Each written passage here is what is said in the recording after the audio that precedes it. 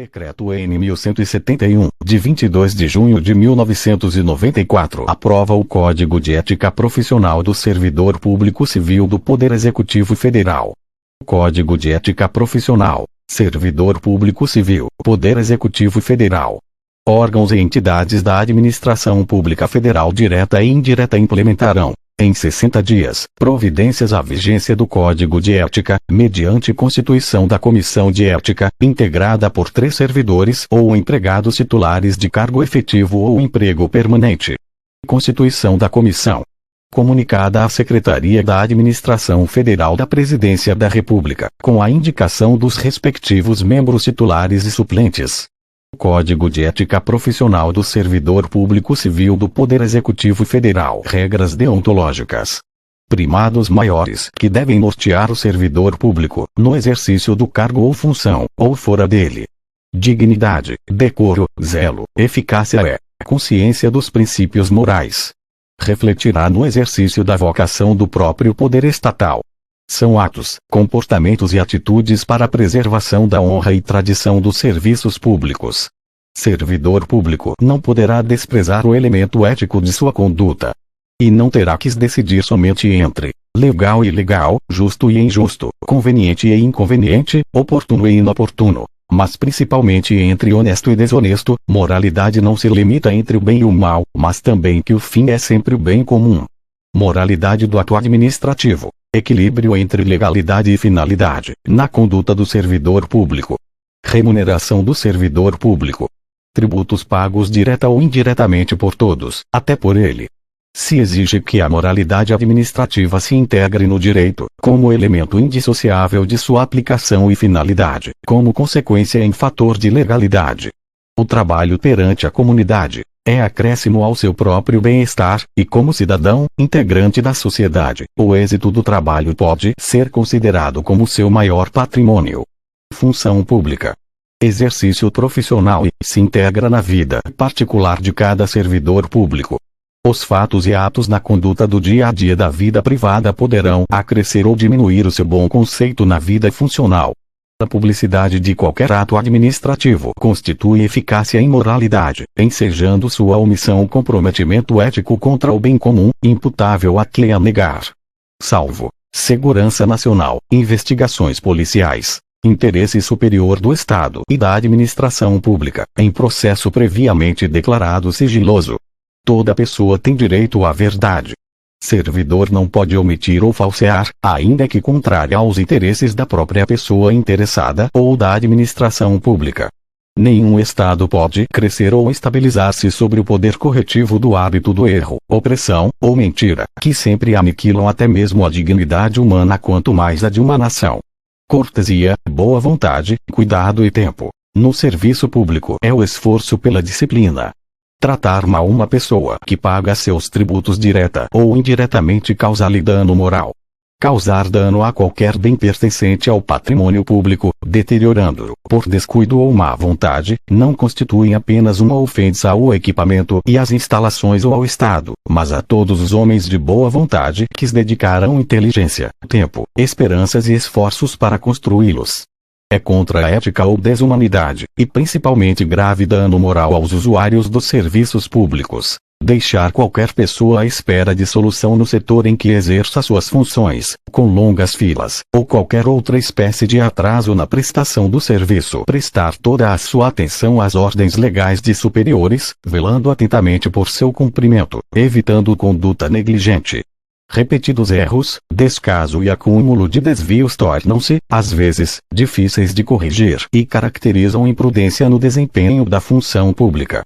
A ausência injustificada do servidor de seu local de trabalho é desmoralização do serviço público, e quase sempre conduz à desordem nas relações humanas.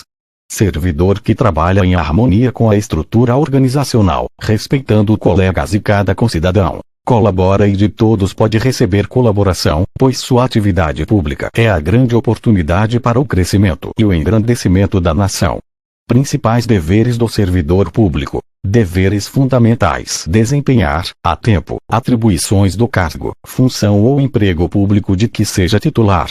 Rapidez, perfeição e rendimento. pondo fim ou procurando prioritariamente resolver situações procrastinatórias, principalmente em filas ou qualquer outro atraso pelo setor em que exerça suas atribuições, com o fim de evitar dano moral ao usuário. Ser probo, reto, leal e justo, demonstrando integridade do seu caráter, escolhendo sempre, dentre duas opções, a melhor e a mais vantajosa para o bem comum. Jamais retardar qualquer prestação de contas. Condição essencial da gestão dos bens, direitos e serviços da coletividade a seu cargo. Tratar cuidadosamente os usuários, aperfeiçoando comunicação e contato com o público. Ter consciência que seu trabalho é regido por princípios éticos que se materializam na adequada prestação dos serviços públicos. Cortês, urbanidade, disponibilidade e atenção, respeitando capacidade e limitações individuais de todos os usuários do serviço público, sem preconceito ou distinção, abstendo-se de causar-lhes dano moral por raça, sexo, nacionalidade, cor, idade, religião, cunho político posição social. Respeito à hierarquia, porém sem temor de representar contra qualquer comprometimento indevido da estrutura em que se funda o poder estatal. Resistir às pressões de superiores hierárquicos, contratantes, interessados e outros, para favores, benesses ou vantagens indevidas de ações morais, ilegais ou éticas e denunciá-las. Zelar, no direito de greve, pelas exigências específicas da defesa da vida e da segurança coletiva. Ser assíduo e frequente, na certeza de que sua ausência provoca danos ao trabalho ordenado, refletindo negativamente em todo o sistema. Comunicar imediatamente a seus superiores todo e qualquer ato ou fato contrário ao interesse público, exigindo as providências cabíveis, limpo e em perfeita ordem, o local de trabalho, com métodos mais adequados à sua organização e distribuição. Participar dos movimentos e estudos sobre a melhoria do exercício de suas funções, tendo por escopo a realização do bem comum. Vestimentas adequadas ao exercício da função, atualizado com instruções, normas de serviço e legislação pertinentes ao órgão onde exerce suas funções. Cumprir, com critério, segurança e rapidez, e tudo sempre em boa ordem, com normas do serviço e instruções superiores, tarefas de seu cargo ou função, tanto quanto possível. Facilitar a fiscalização de todos atos ou serviços por quem de direito exercer, com estrita moderação, as prerrogativas funcionais, abstendo-se de fazê-lo contrariamente aos legítimos interesses dos usuários do serviço público e dos jurisdicionados administrativos. Abster-se, de forma absoluta, de exercer sua função, poder ou autoridade com finalidade estranha ao interesse público, mesmo que observando as formalidades legais e não cometendo qualquer violação expressa à lei. Divulgar e informar a todos os integrantes da sua classe sobre este código de ética, estimulando o integral cumprimento. Vedações ao servidor público. Uso do cargo ou função, facilidades, amizades, tempo, posição e influências, para favorecimento, para si ou para outrem, prejudicar deliberadamente a reputação de servidores ou cidadãos que deles dependam. Ser, no espírito de solidariedade, conivente com erro ou infração a este código de ética ou ao código de ética de sua profissão. Usar artifícios para procrastinar ou dificultar exercício regular de direito por qualquer pessoa, causando-lhe dano moral ou material. Deixar de utilizar os avanços técnicos e científicos ao seu alcance ou do seu conhecimento para atendimento do seu mister.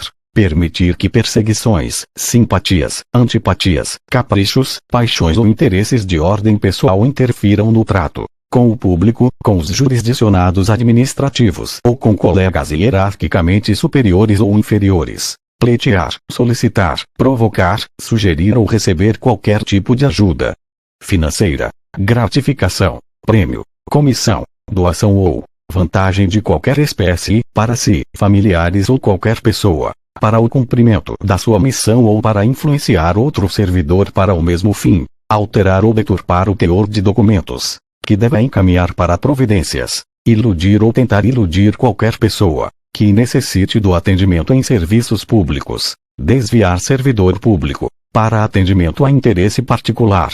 Retirar da repartição pública qualquer documento, livro ou bem pertencente ao patrimônio público, sem estar legalmente autorizado.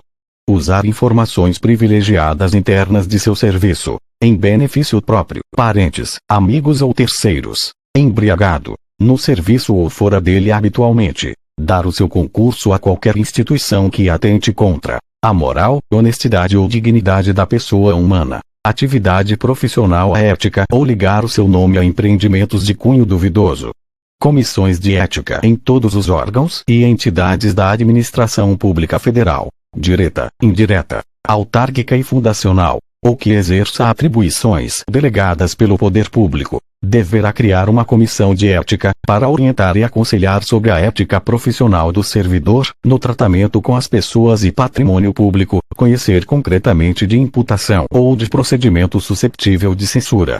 A comissão de ética incumbe fornecer aos organismos encarregados da execução do quadro de carreira dos servidores registros sobre sua conduta ética, para instruir e fundamentar promoções e para todos os demais procedimentos próprios da carreira do servidor público. A pena aplicável pela comissão de ética é a de censura. Fundamentação constará do parecer, assinado por todos os seus integrantes, com ciência do faltoso. Para fins de apuração do comprometimento ético, entende-se por servidor público todo aquele que, por lei, contrato, ou de qualquer ato jurídico preste serviços, permanente, temporário, ou excepcional mesmo sem retribuição financeira, desde que ligado direta ou indiretamente a qualquer órgão do poder estatal, autarquias, fundações públicas, entidades paraestatais, empresas públicas e sociedades de economia mista, ou em qualquer setor onde prevaleça o interesse do Estado.